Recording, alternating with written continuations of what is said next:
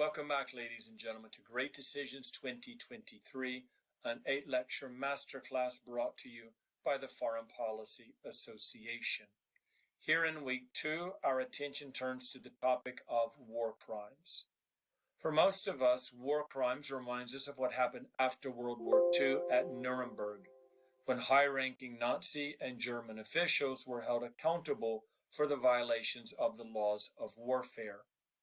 4 major powers, the victors of World War II, the United States, the Soviet Union, United Kingdom, and France, joined together for the prosecution of alleged Nazi war criminals.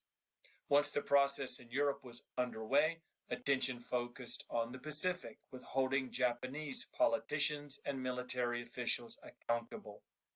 In Tokyo, there were 11 judges, some of them with clear conflicts of interest, and also there was the shadow of Douglas MacArthur, who played an instrumental role in revising the direction of this tribunal and even changing some of the final outcomes of the judges' decisions. Today we think of war crimes as we look at the unfolding war in Ukraine, the Russian invasion, the occupational behavior, the weaponry used on the battlefield. The evidence is being collected for possible war crimes prosecution once things settle down in Europe. Historically speaking, World War II was certainly a high point. We had the Nuremberg and Tokyo tribunals. We also had the spin-off trials, the Dachau trials, the doctors' trials, the generals' trials, the kidnappers' trials, and many, many others. A large number of individuals were successfully prosecuted. Most of them were found guilty of what they were charged with. Before that, there was an effort after World War I to also hold the Germans accountable for starting that catastrophic conflict. In fact, in 1919, we handed over to the German government a list of 1,000 Germans who we believed had committed war crimes, and we wanted them turned over to an international tribunal. This became highly problematic as our interests were equally divided. On the one hand, we did want to hold the Germans accountable individually and collectively for starting the war, but on the other, we had a vested interest in keeping the new German government together. And the thinking was that if we forced them to hand over so many German citizens, the government may lose legitimacy at home, it may collapse, and before you know it, Bolsheviks are running roughshod in Germany. So the decision was made to allow the Germans to prosecute their own citizens. We gave them the docket, we provided the evidence, and at the end of the day, those 1,000 individuals suddenly became only 12 that made it to court. 6 of them were found guilty, and the sentences were extraordinarily light. So a very bad precedent was set after World War I. That was clearly remediated in 1945 when the victorious powers took over prosecution. The Cold War that followed was one with very few international war crimes prosecutions. The handful that did take place occurred domestically. Once the Cold War ended, however, we have an incredible increase in both the interest in and the activity of international tribunals. A tribunal for Yugoslavia was created by the UN Security Council, followed by one for Rwanda. And then at the end of the decade, in 1998 at Rome, a statute for the International Criminal Court was created.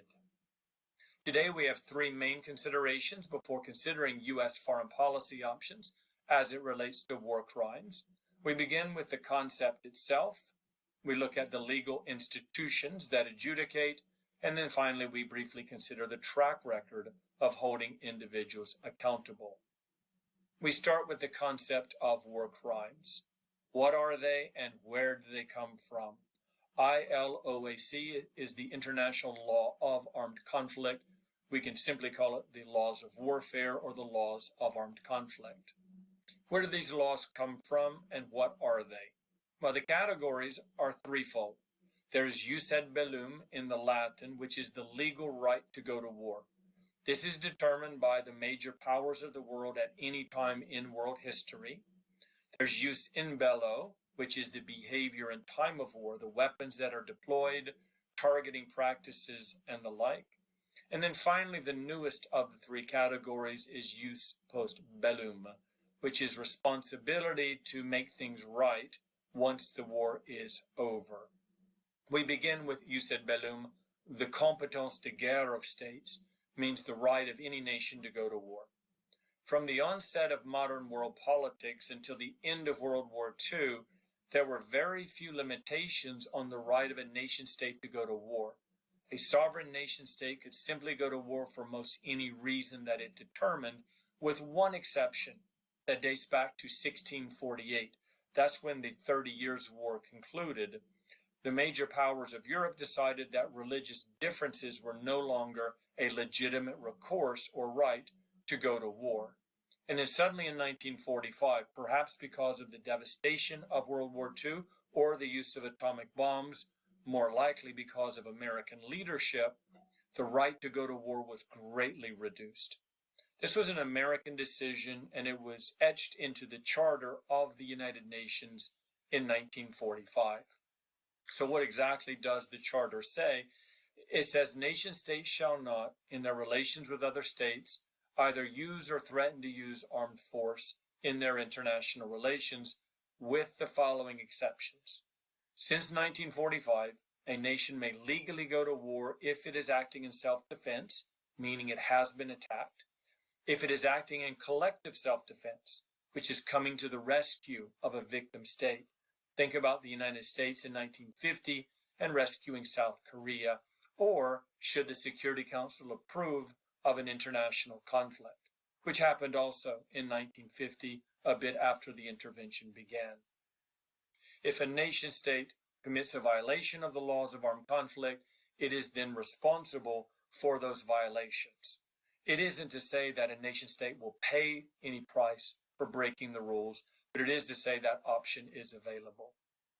Jus in bello is a little more refined. It's much older in its evolution because it dates back to biblical times. There are four key limiting principles that apply to every nation state's military on the battlefield. The first is distinction in targeting. It's a simple matter. You may target the military of another side. You may not target civilians or non-military assets. Belligerence versus non-belligerence is the dividing line. There's a ban on weapons that cause unnecessary or superfluous injury. The purpose of a weapon is to take out another soldier, either through killing or injuring to the point that they can no longer continue the fight. There are weapons designed to cause unnecessary levels of suffering beyond that which the soldier would be able to continue. Tumbling bullets are an example. They enter the body.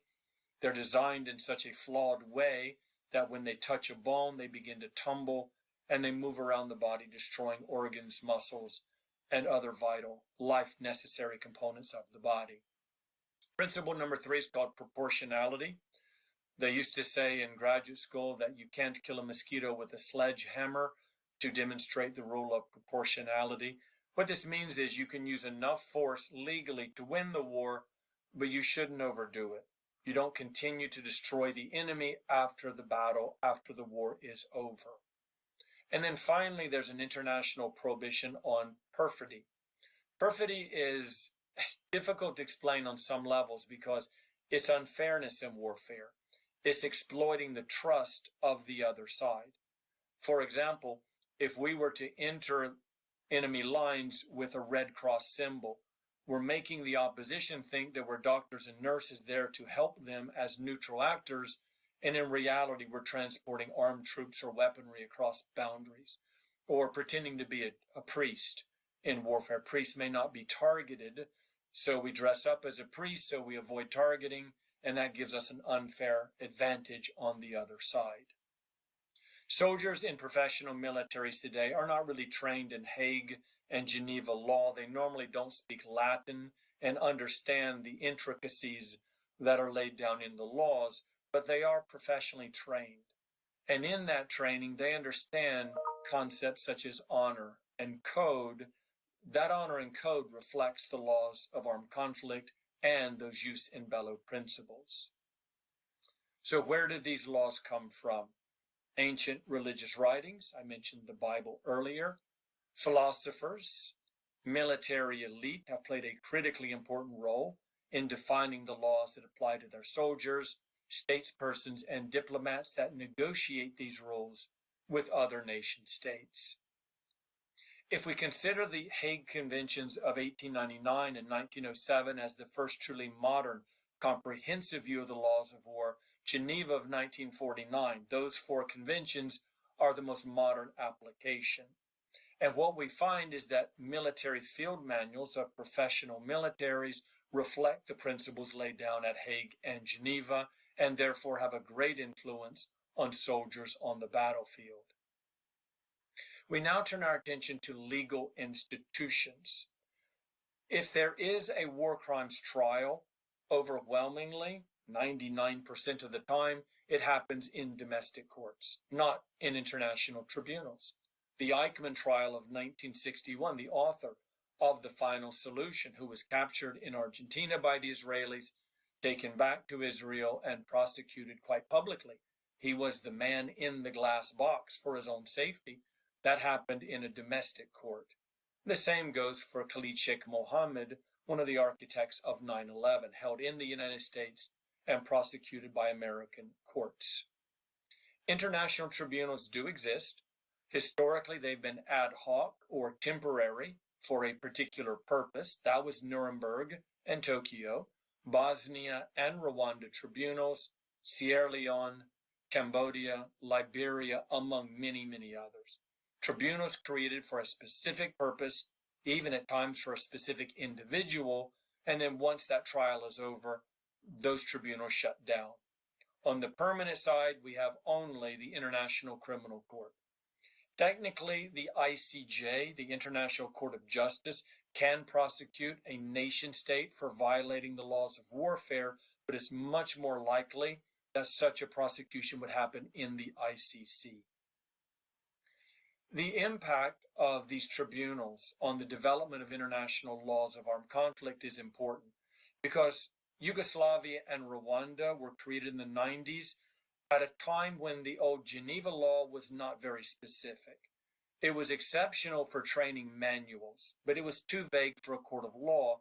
So those two tribunals provided amazing levels of specificity, creating delineations, definitions, outlining exactly where the laws end and where the new set of laws begin. So their impact on the laws was remarkable.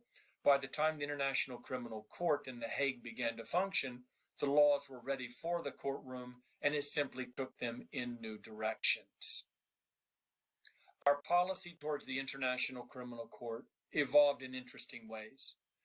The senior George Bush, shortly after the war in Iraq ended in 1991, went to the United Nations General Assembly and proposed the creation of a permanent international court, a court that could hold individuals accountable. He was obviously thinking of Saddam Hussein. Then the United States refused to ratify the treaty nearly a decade later when it was complete. The Clinton administration left that for its successor, but it did sign the document on the way out of the White House in 2001. The younger Bush administration, W, then promptly unsigned the same document, which is the legal equivalent of unringing a bell or unspilling milk. Something's happened, you've signed, you can't really go back and erase your signature. So what we effectively did was announce to the world that we're not going to implement the ICC protocol and we're not going to submit it for Senate ratification. And then we went to war with the ICC. Not long after George W. Bush said, we're not going to join, but we're not going to undermine, we sought to undermine the court in every way possible, drafting domestic laws that precluded the U.S. from any assistance in ICC prosecution. And what that means is we're not going to turn over evidence. Or if we have alleged war criminals in our jail system, military, of course, we're not going to hand them over for prosecution. And a part of that law, the APSA, was a provision that allowed the U.S. president to use any means necessary to rescue an American in ICC detention. The ICC is located in the Netherlands, which is a fellow NATO member, so the critics referred to this document as the Invade the Netherlands Act. Finally, we consider the track record of prosecuting alleged war criminals. Here we have the three basic categories of individuals involved in armed conflict: soldiers in the field, military command, and then the head of state. During World War II's prosecutions, Nuremberg and Tokyo, this graph was expanded dramatically.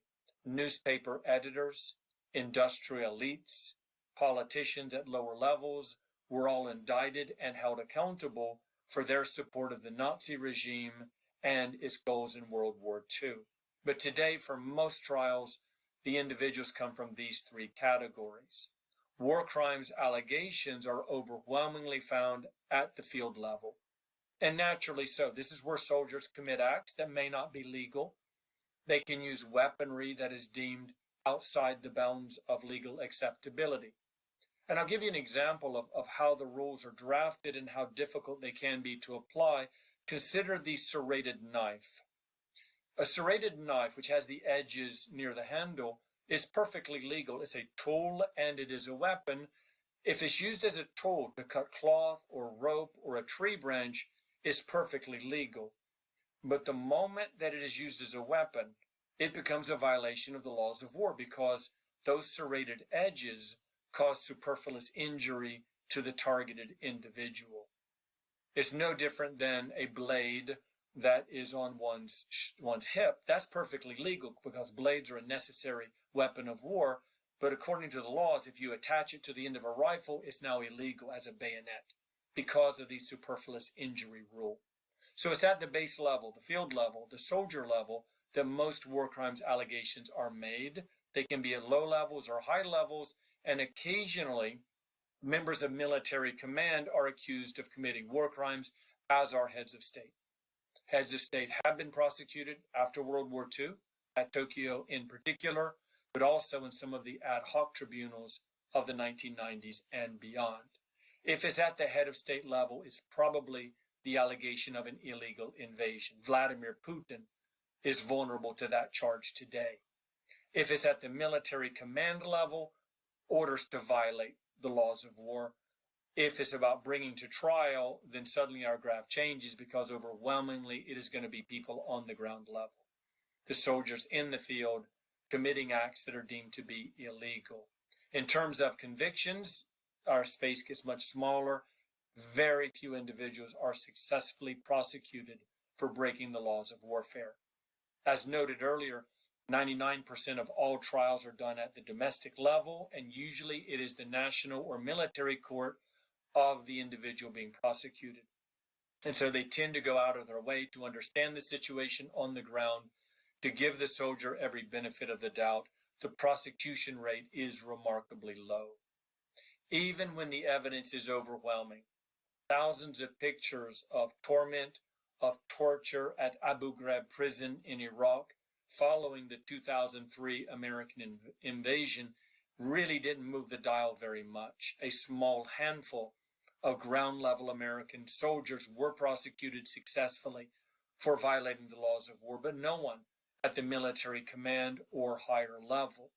Keeping in mind that when you read the memoirs of George W. Bush, he openly acknowledges that he approved of enhanced interrogation techniques, which is a very long-winded way of saying torture, because we define these actions as torture before Iraq and we do so afterwards. We can't simply make an exception when it is convenient for us when these pictures hit the newsstands. The invasion of Ukraine by Russia in February 2022 brought this topic to great decisions level this year. The invasion was significant. In early days, it looked overwhelming. The tide of the war changed very quickly, and the behavior became more and more prohibited on the Russian side. So let's take a look at Russia's war crime record in Ukraine. The invasion was clearly illegal. Ukraine did not attack Russia. It certainly did not invade Russia. There was no self-defense, no collective self-defense, and there was not a Security Council authorization. Commission of war crimes is widespread. The evidence is overwhelming. There's clear evidence that crimes against humanity have occurred. The difference between a war crime and a crime against humanity is that the latter is a pattern of systematic violation of the former. So one war crime in and of itself is adjudicatable. If it happens over and over as part of a systematic process, that means it's a crime against humanity. The laws of belligerent occupation have been violated, and there's an enormous tab that's coming due for the Russians once this war is finally over, the post-conflict destruction or jus post bellum. What will happen to Vladimir Putin once this war ends? It's quite possible that he will never be held accountable. He will remain in power like most leaders have. The vast majority of state leaders that have authorized an illegal invasion have not paid a legal price for it. There could be a domestic response. Perhaps the Russians get tired of Vladimir Putin in office, pursuing this war of folly, of great economic and physical pain for the Russian population. They could use the war crimes allegation as an excuse to remove him from power, pushing him out and holding him accountable.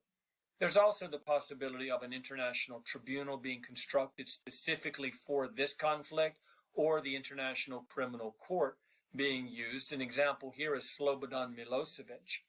He was the most powerful force in Yugoslavia throughout the 1990s. He oversaw the disintegration of Yugoslavia, the invasion of Croatia, the invasion of Bosnia, and then in 1999, the war in Kosovo. He was seemingly out of reach until his own political allies decided he's too much luggage for them. They would rather get rid of him. And so they ushered him into a waiting automobile and they shipped him off to The Hague, Netherlands for prosecution. And there you can see him as defiant as ever during his own prosecution, but certainly reduced in terms of his impact, in terms of his aura, in terms of his reputation. He died before the verdict was issued.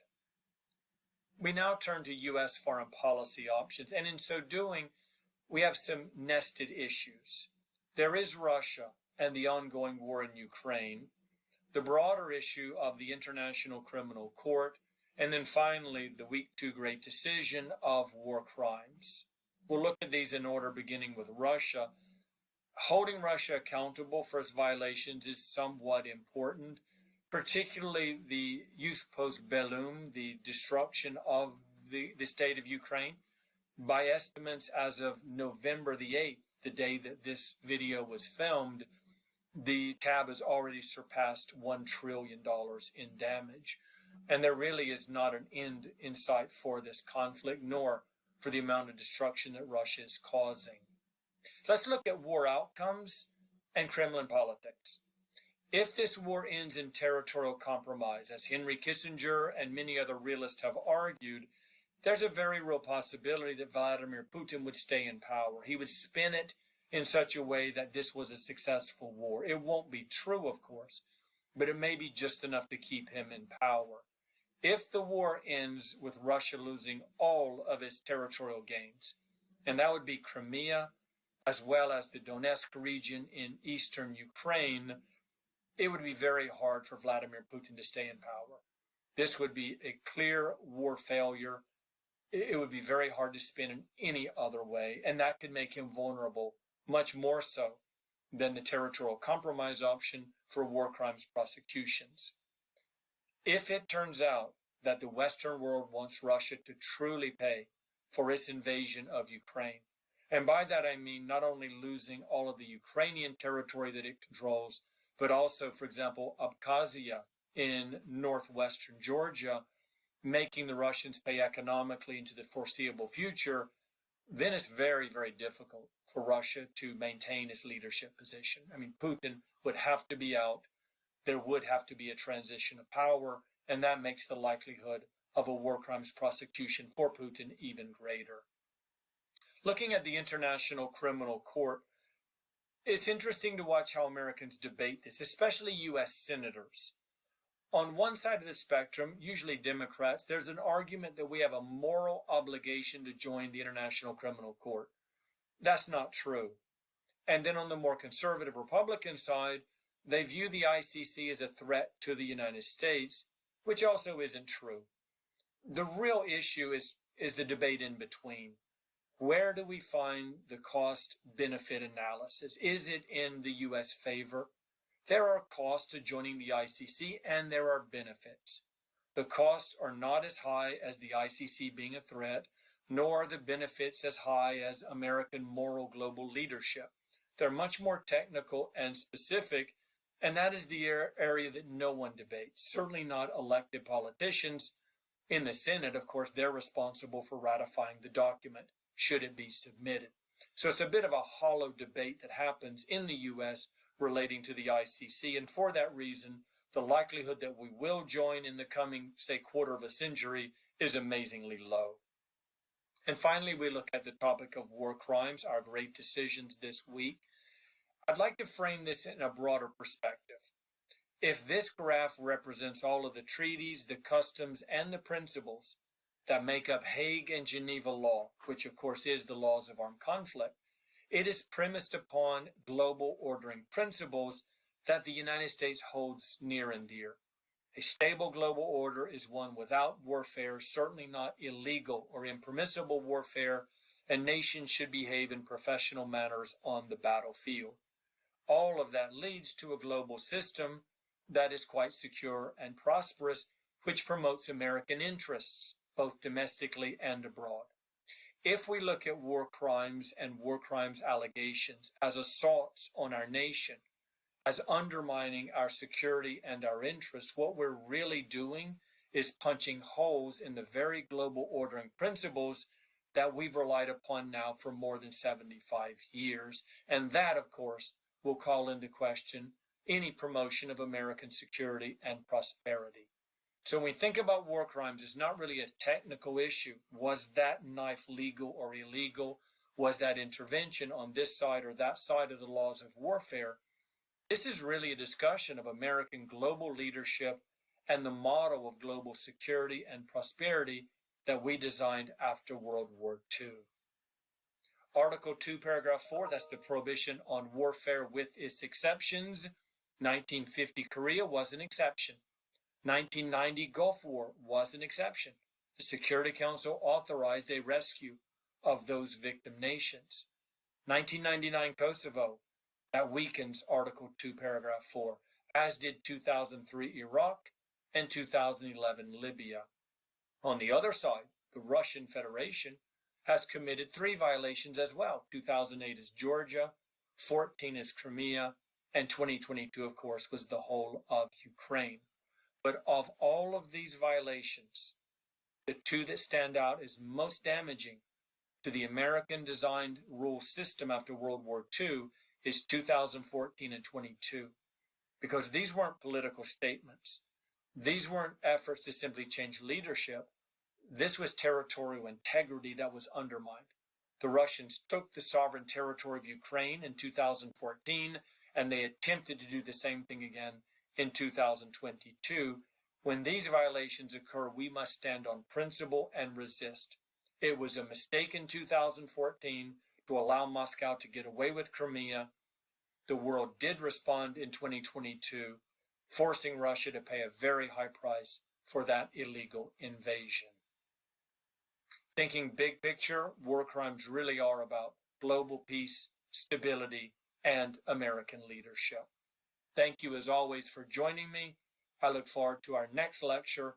Topic number 3, we turn our attention to China and the United States. Stay engaged and make great decisions.